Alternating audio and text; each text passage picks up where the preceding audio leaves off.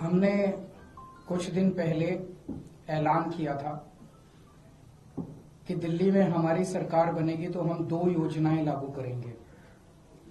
एक महिलाओं के लिए महिला सम्मान योजना, जिसमें हमने कहा था कि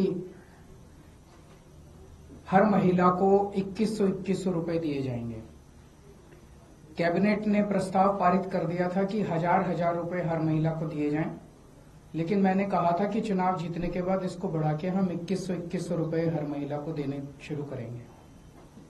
बुजुर्गों के लिए हमने ऐलान किया था कि 60 साल से ऊपर के हमारे जितने बुजुर्ग हैं, उन सभी बुजुर्गों को उनके इलाज का सारा खर्च दिल्ली सरकार उठाएगी, चाहे वो प्राइवेट में हो चाहे सरकारी में हो।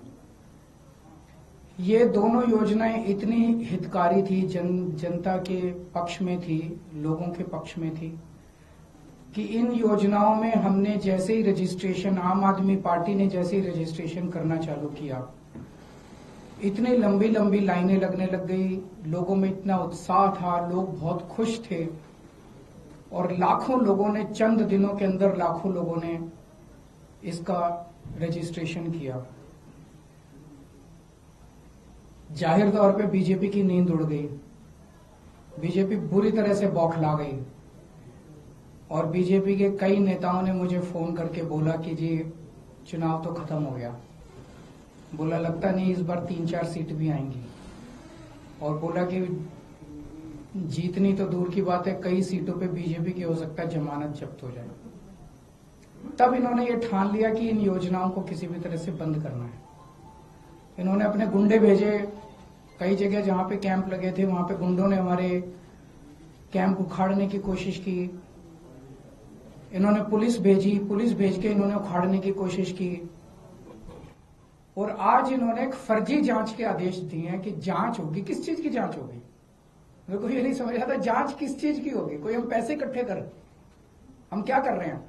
हम तो लोगों को कह रहे हैं भाई जो लोग इस योजना का लाभ चुनाव के बाद उठाना चाहते हैं वो आके रजिस्टर करो। तो आज ये जांच के नाम पे इस योजना को बंद करना चाहते हैं। अभी तो ये शुरू भी नहीं हुई है।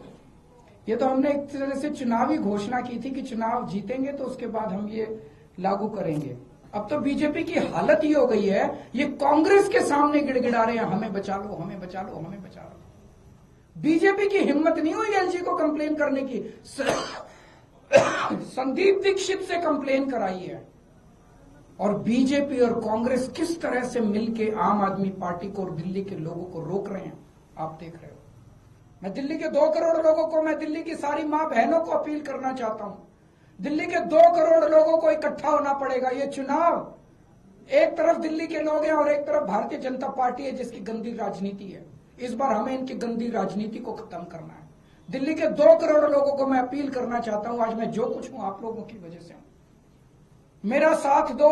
मैं देखता हूं ये कैसे ये दोनों योजनाएं रोकते हैं। ये जेल भेजेंगे मेरे को, दोबारा जेल चला जाऊंगा, 10 बार जेल जाऊंगा। आप लोगों के लिए जेल जाना मंजूर है, लेकिन मैं इन योजनाओं को रुकने नहीं दूंगा, किसी हालत में नहीं रुकने दूंगा। बीजेपी रोके, रजिस्ट्रेशन रोके, बीजेपी जगह जगह रोके, एलजी साहब रोके, अमित शाह रोके हैं, बीजेपी रोके रजिस्ट्रेशन। जनता इसका जवाब देगी। सर एलजी साहब ने ये कहा अपने ऑर्डर में, एलजी साहब को जो मर्जी कहने दो अपने ऑर्डर से। कमिश्नर को और बोला है कि जो कैंप लगा के बैठे हैं उनके खिलाफ भी कार्रवाई करें। ऐसे में लग रहा है कि रजिस्ट्रेशन संभव हो पाए। किस चीज के तहत, कौन सी धारा में कार्रवाई हो रही है? डेटा क्या इनकी बपौती है देश का? क्या इनकी बपौती है? कौन सी धारा में? ये उसको क्यों नहीं रोक रहे जो पैसे बांट के और वो खरीद रहा है, वोट खरीद रहा है, खुलेआम वोट खरीद रहा है। सारे चैनलों में आप सब लोगों ने दिखाया कि वोट खरीद रहा है, वो उसको क्यों नहीं रोक रहे? वो तो पैसे बांट रहा है, कह रहा है बदले में वोट दो, उसको क्यों नहीं रोक रहे ये लोग?